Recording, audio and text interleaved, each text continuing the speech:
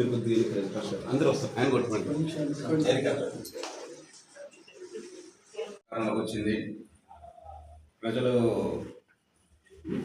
మంచి మెజారిటీ చాలా బాధ్యతని పెట్టి 161 సీట్లతో అధికారాన్ని ఇచ్చారు. ఆ బాధ్యతని ఆ నమ్మకాన్ని వమ్ము చేయకుండా చంద్రబాబు నాయుడు గారు వచ్చిన వెంటనే అటు సంక్షేమం కానీ ఇటు అభివృద్ధిని కానీ సమపాల్లో తీసుకెళ్ళడానికి అధికారం చేస్తున్నారు. అలాగే అధికారం చేపట్టిన వెంటనే 3000 ఉన్న పెన్షన్ని 4000 చేశారు. సక్రమంగా 1వ తారీఖున అందజేస్తున్నారు ప్రజలకి. ఇంతకుముందు గత ప్రభుత్వంలో ఎప్పుడూ అలా జరగలేదు. అలాగే ఉద్యోగస్తులకి జీతాలు ఇవ్వటం కూడా 1వ తారీఖున వస్తున్నాయి. ఇంతకుముందు ఎప్పుడు కూడా 15వ తారీఖు ముందు ఎప్పుడు జీతాలు పడలేదు. ఈ భారీ మార్పులు కొత్త ప్రభుత్వంలో. అలాగే యువ నాయకులు నారా లోకేష్ గారు వారి అమెరికా యాత్ర అయితేమి పెట్టుబడుల ప్రయత్నం అయితే కానీ ఇప్పటికే దాదాపు 2 లక్షల కోట్లు పెట్టుబడులు తీసుకొచ్చారు.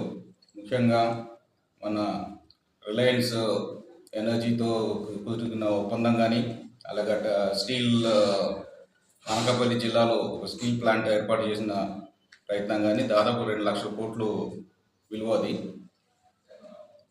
వచ్చిన ప్రభుత్వం ఏర్పాటు చేసిన 6 నెలల్లోనే 2 లక్షల కోట్లు తీసుకొచ్చి పెట్టుబడులు పెట్టిస్తే గత ప్రభుత్వంలో 3 సంవత్సరాల తర్వాత కూడా అప్పుడు ఇండస్ట్రియల్ మినిస్టర్ ఎవరైతే ఉన్నారో 3 సంవత్సరాల తర్వాత కూడా ఆయన ఇంకా మేము మా పెట్ట ఇంకా గుడి పెట్టలేదు అనేది ఇంట్లో మాట్లాడుతూ ఉన్నారు.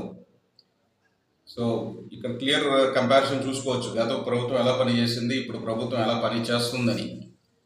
సో ఇలాంటి పరిస్థితుల్లో ప్రజలందరూ అలా నారా లోకేష్ గారిని కానీ కొత్త ప్రభుత్వం అభినందించాలని కోరుకుంటున్నాను. నియోజకవర్గానికి గతంలో ఎన్నడూ లేని విధంగా 4 కొత్త రహదారులు వచ్చాయి. దాదాపుగా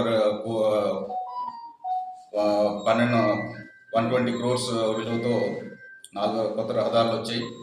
అలాగే అతి త్వరలో బుగ్గవాగి నుంచి వాటర్ సప్లై కూడా టౌన్కి తీసుకొచ్చే ఏర్పాటు చేస్తారు. ఎంపీ గారి చొరవతో ఇవన్నీ చేస్తున్నారు. ఇవన్నీ ప్రకటిస్తున్నారు కాబట్టి కార్పొరేషన్ చైర్మన్ అయిన వాళ్ళందరికీ నా అభినందనలు తెలియజేస్తున్నాను. ప్రజలు వారి సమస్యలు తెలియజేస్తారు. అసెంబ్లీ ఒక వేదిక కల్పించుకొని అక్కడ అడుగుతారని ఒక ఉద్దేశంతో ఆ రోజు ఓట్లేసి అతన్ని ఎమ్మెల్యేగా గెలిపించారు. ప్రతిపక్ష హోదా ఇస్తేనే నేను వెళ్తామనేది చాలా దుర్మార్గమైన మాట.